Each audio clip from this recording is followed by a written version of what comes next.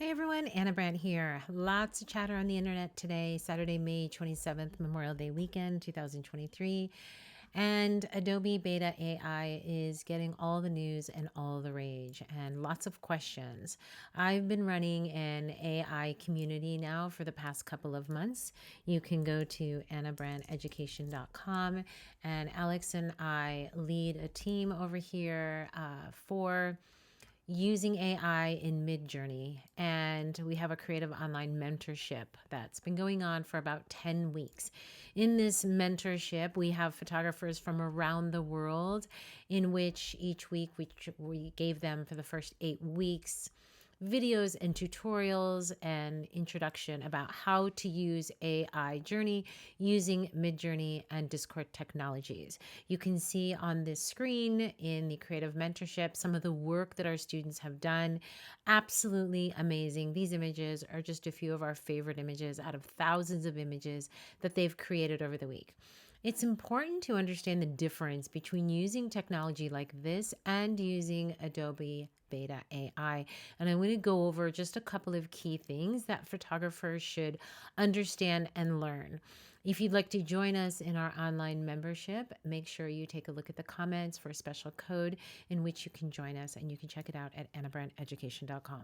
First off, let's just do a quick install if you haven't installed it already. So I'm on a Mac and in Adobe, and I'm going to go into my account, and I had to have Alex help me with this. I didn't find it very intuitive, which is why a lot of people are really questioning and they're confused. And, I thought Midjourney and Discord were a little bit challenging to set up, and they were. This should be super easy, right? I think the key word is beta. Okay. So it's not ready 100%. And there's definitely some disclaimers. I did look at the copyright rules in Adobe that I'm going to talk about. So I am on a Mac desktop right now. I already have it installed on my Mac laptop. So I'm going to install it here on the Mac desktop. Once I'm into my Creative Cloud account, and then what I want to do is I want to come over to the beta apps. And so if I do that, you're going to see Photoshop Beta, and I'm going to hit install. Okay. And it's going to take a few minutes to install. While that's happening, I want to explain a couple of things. And I want to show you, if you're not in our online creative community for AI, this is an example. I'm in Midjourney, and these are some textures that I pulled up. How it works with the Midjourney bot is we simply type in imagine, and then we write whatever we can humanly possibly imagine. You can see above, I was looking for fine art textures, and I'm going to show you a really quick example how I can use those textures. Another thing that I do is I like to incorporate skies. So I can say I'll say a soft, dreamy, cloudy sky with pastel colors. I'm going to set my ratio. I just really like setting my ratio to 16:9. Everyone has different ideas. When you're using this, you're putting commands out into the world, and you're trying to pull back information. Now, this is what we've been teaching online for the past 10 weeks, and this is what a lot of people are using for AI. There's also Chat GPT, and I do have I'm looking at my typo. I put dreamy, cloudy skin, not sky. So we're going to do that again. But look at those results. Those are beautiful. So, not to digress, but when we're coming in here, what we're doing is we're asking AI to come back with something that we want, right? Much like going to a stock bank and looking for a stock image. So if I'm going to say a soft, dreamy, cloudy, all right, I'll take out the word a. We're going to do soft, dreamy, cloudy skies with pastel colors. Although those images above were absolutely gorgeous, that's not the focus at this moment. And so what'll happen, okay, trying to do this and record, not easy. So let me do that again. Okay, so let's do our imagine. There we go. So we'll give that a second, and keep in mind that we're installing the beta in the background while I'm talking. So when we do this, what we're asking the Midjourney bot to do is go out and find some skies, much like you go to Adobe Stock Library or Shutterstock, and you're looking for skies that you want to then composite into your image. I have this image on my screen that I recently shot in the Salt Flats. It was a little overcast, and actually this particular image, it was pouring rain and this model was freezing, but she was absolutely amazing. So when you do this, then you'll say, oh, I really like this one. This is U4. So you'll pick that. It'll give you the image. Or maybe I want a variation, and it'll give you a variation. What's great about this is I can be really specific and ask for California skies. Years ago, I remember buying Montana skies and thinking, but I don't live in Montana, so why would I want Montana skies? So if I'm in California, I'm not going to search for Alaska skies. And if you're in Alaska, you're not going to search for California skies.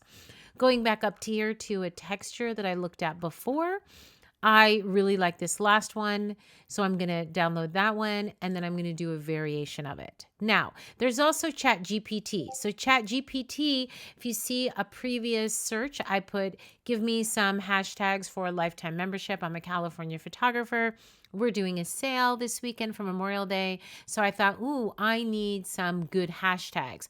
All I have to do is ask ChatGPT, give me hashtags on newborn photography for Ana Brandt in California.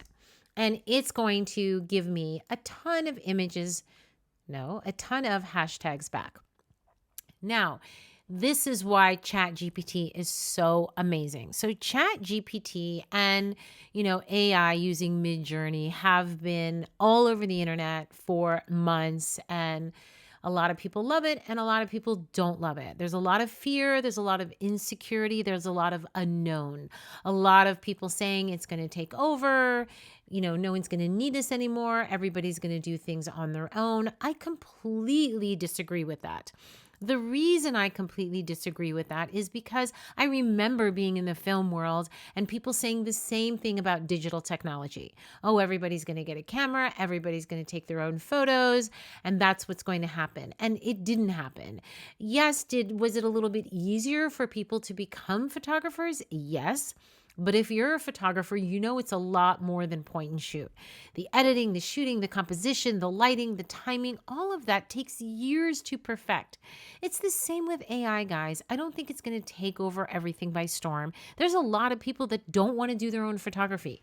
There's a lot of people that don't want to do their own backdrops. There's a lot of people that don't want to do their own editing or their own marketing or their own search for their own hashtags. And I would say that number of people is the majority. Now, then you have the minority, which are the creatives, the ones where we're going to stay up all night and we're going to edit and we're going to do all kinds of fun things. And there's nothing wrong with it. I look at these tools as just a way to take my work to a new level. I'm still going to take photography. I'm still going to look for the best skies. I'm still going to try to shoot in RAW and JPEG and try to do manipulation in my camera. And I'm going to still do all of that. But what happens when I say, oh, wow, I really want to add something to this particular image. So what if I just played around and added a texture? Am I going to do this on every client image? Of course not. That would cost a lot of money, and then I would have to charge accordingly. So, everything in its time, I don't think it's going to take over the world. I just don't. So let's come over here. Now, if you look on my toolbar down here, it installs another Photoshop. So I still have my normal Photoshop, and then I have the beta Photoshop. So you want to understand that you're going to have two different Photoshops, and you want to make sure that when you're opening something, that you're choosing which Photoshop to open it up to. Now, if you do a search on Adobe's guidelines for copyright, and I'll put them on the screen, I will tell you that it does say something that is of concern in the photography world. And the concern is that the general terms from Adobe say that the generative AI features may be used to train and improve our services and software. So I have it up on the screen. And what that means is they're saying that if you load an image up here, they may have the rights to use that image for training and purposes and fine-tuning their AI software. So that's where a lot of people are really stressing out about copyright. If you don't have the copyright to your images, or a client has bought the release to their images and they've asked you not to share it, and there's sensitive issues, you may not want to use this program. Again, it's in beta. Also important to note, also on the screen, is it's not for commercial use of any kind at this moment. So if you are selling digitals for AI, like a lot of people are doing that they found in Midjourney, then this is not the program you should be doing, okay? If you go to anabrandteducation.com and you go to where I have the AI area, it says Learn AI with Anna and Alex, and you come in here, you'll see that I have some of my images up here that I have brought in from Midjourney that we do have for sale in our store, and they're available complimentary to the members of our online membership. We have over 400 images that they are able to use for commercial and personal use as being a part of my mentorship. In addition, we do have people in our mentorship that sell their own backdrops and their own digitals, and that's all in with the accordance and the rules of Midjourney. And I've put that copyright on the screen as well. We can't say the same about Adobe Photoshop Beta. So be super careful. And like anything, try it, experiment, learn, and grow. Does that mean that this is going to take over the world? I mean, you guys, we're going to grow. So you can stomp your feet and say you don't want to do something as long as you want. It's not going to change the technology from growing. I think that we have to look as entrepreneurs, as creatives, as photographers, as ways that we can, number one, educate our clients. We don't want to promise new skies and new backdrops with every single image. Instead, what we want to do is say, this is what we can do, and then we can charge accordingly and provide the service that they're expecting from us. So I'm going to show you a couple of examples of using two different technologies. All right. So I'm going to pull up this beautiful baby that I photographed in Italy. And I really loved him. He was super cute. So there's a particular image here on the beanbag that I'm going to pull up. And I'm going to pull it up in Photoshop, okay? Now, in here, I also have that texture that I downloaded, remember, from Midjourney. Okay, so what we're going to do here is we're going to click on this image and we're going to save this image. And for now, I'll just save it just to my downloads. Now, this is a texture that I'm going to use in Photoshop. Now, again, I'm not talking about Photoshop Beta. Right now, I'm just showing you the original AI that we started training on, that a lot of people have either started or not started, and how it's different from Adobe Photoshop Beta.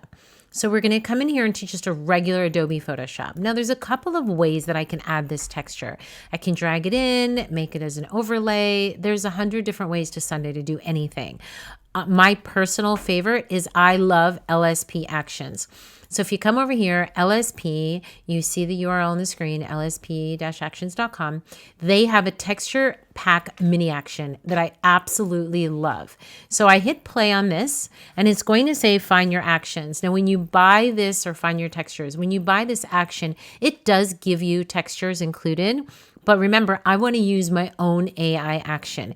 And one of the reasons that I like working with AI is nobody else has it. Even if you have Midjourney and you type in the exact same prompt that I do, you're not going to come back with the same results. That's what's so great. And if you know me, I love to be unique and do things that are a little bit different. And so people will say, then why do you teach? Because I can teach practical photography. I can teach in person, online. I can work with hundreds of creatives around the world. We're all going to get a different result. That's what's so fascinating, not only about teaching, but working with other creatives. And that's what's so fascinating about AI technology. Now I'm going to hit place, and then I'm going to go ahead and size it. And I'm going to simply hit enter. Once I do that, you can see how beautiful it added right on top of the baby. Now I'm going to obviously just remove it with my brush and remove it from the baby's face. And you're going to see how little of time this takes. And obviously, if I make a mistake, I can go back very easily. So I can go here. Now, there's, again, a million different ways. You can select and mask. You can do all sorts of things. For the purpose of time, I'm just going to come in here and I'm just going to remove the texture off of the skin. Now, again, there's many different ways that you can add texture to something. You can do it any way that you normally add texture. What's great about AI technology is once you find your images, you start creating your own little AI library. I have a whole drive of my AI downloads that I can use at any given moment, and I own the rights to do it. Now, a lot of people will say, but Anna, aren't you stealing someone else's image? No, this is computer generated. And so if you just do any type of Googling about AI and how they come up with their images and how the generation works, I say go for it. This is different than if I'm going to a stock library and I'm buying a stock image, then yes, I am buying someone else's image. And to me, then it's not so unique because maybe a million other people could have bought that image as well. If we go over here to our layers, we can see that we can turn these on or off, and I can change the opacity. And that's what's so great about Lauren's actions is you can change the opacity and you have the ultimate control. I highly suggest you take a look at lspactions.com. She's got some phenomenal tutorials. Now, if I think, oh, that action is just, I don't know, that pattern is a little deep there, I'm going to increase my brush, decrease my hardness, decrease my opacity, and just kind of minimize that just a little bit so it's not so ridiculous. And what's fun is now I have a unique little image that's different from everybody else. That texture is now mine. I can keep it, I can sell it, I can do whatever I want with it. And that's what's so great about working with Midjourney and the type of teaching that we've been doing with the AI technology, okay? So now let's say I come over here into Adobe Photoshop Beta, and let's say I take that exact same image. So I'm gonna go find that image. And I'm going to take that exact same image into the beta. Takes me a hot minute to find it.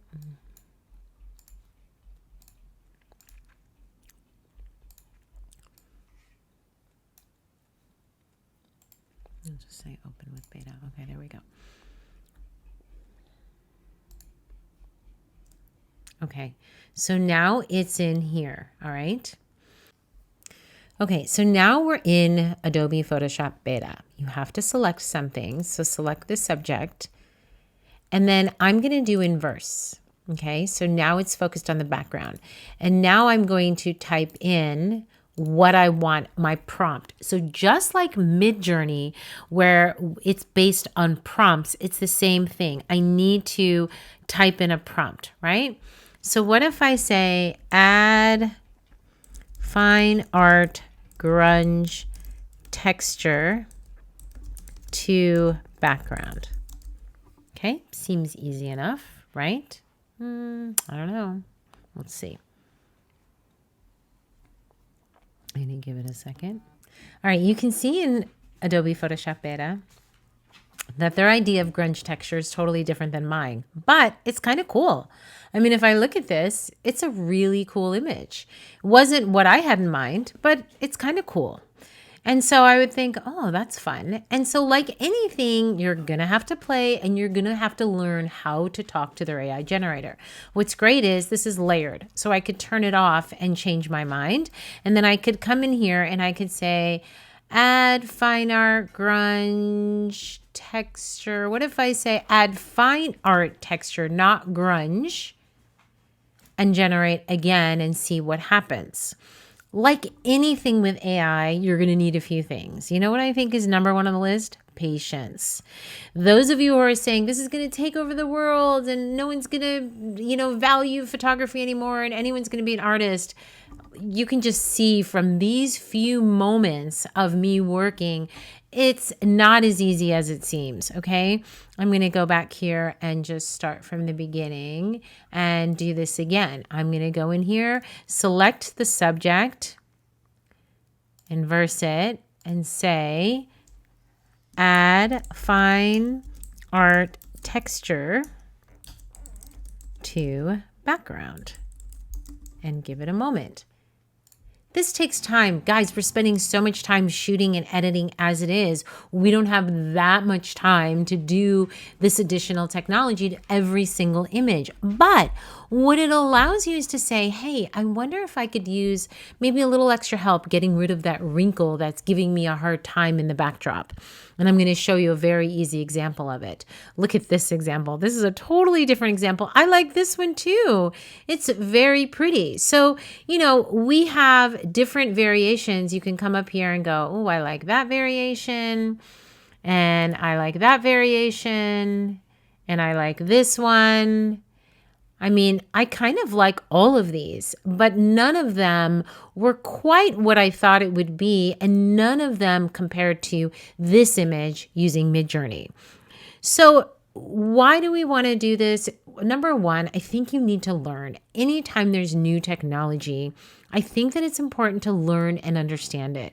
You want to read the fine print, make sure that you understand copyright, make sure you understand intellectual property, and make sure that you respect your client's wishes and options when they sign their contract working with you. Now, if you want to experiment, I suggest getting a model, bringing them in, having a model release, and making sure that you have time to experiment. And above all, get educated, learn, watch videos. That's why we have our online mentorship community, so we can show and help educate. Now, I'm going to show you another super simple, fun thing that I did on one of my images that may usually take me longer than normal when I'm cloning and patching. So let's look at another example. I have this baby image up here, and what if I just want to kind of fill this area? Okay, so what we can do is we can just get our little loop and just select this area, and then I can type in and say fill background. Click generate.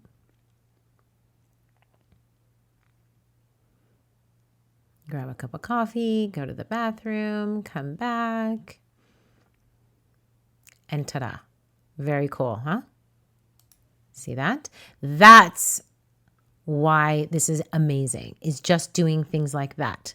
So if patching and cloning isn't your thing, you're going to go, okay, now, Anna, now I'm in love. If we love it, we're going to flatten it. Let's try something else. See this little area? She's wearing one of our sack wraps. And so we're just going to circle it. And we're going to just type in here. And we're going to say remove wrinkle, and let's see if it does it. So while it filled that corner of the backdrop seamlessly, you can't really tell.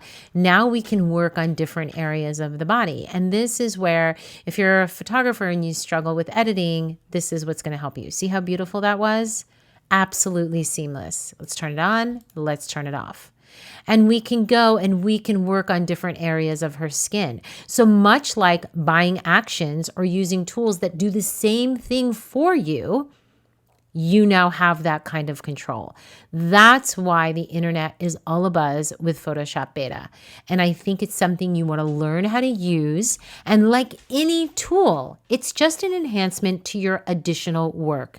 If you want to take it one step further and really enjoy AI technology at its finest, I highly suggest you check out using Midjourney, and highly suggest you take a look at our AI mentorship, because not only do we go over the new Photoshop Beta, but we also teach you new concepts, new ideas, give you challenges and inspiration along the way. We have over 500 photographers in this mentorship from around the world doing phenomenal work. I would love to see you in our creative online mentorship.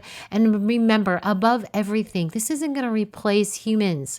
We still need to get out there, get our clients, market, sell, capture these beautiful images. But then we're only limited by our imagination. What's going to allow our work to stand out? How are we going to use this to our advantage?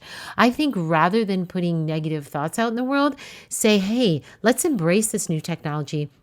Find a way to learn it and use it according to the rules of the law as far as copyright and intention, and then just continue being the best photographer that you can be. I'm Ana Brandt, and I hope this video helps somebody learn and understand what our future is today and going forward.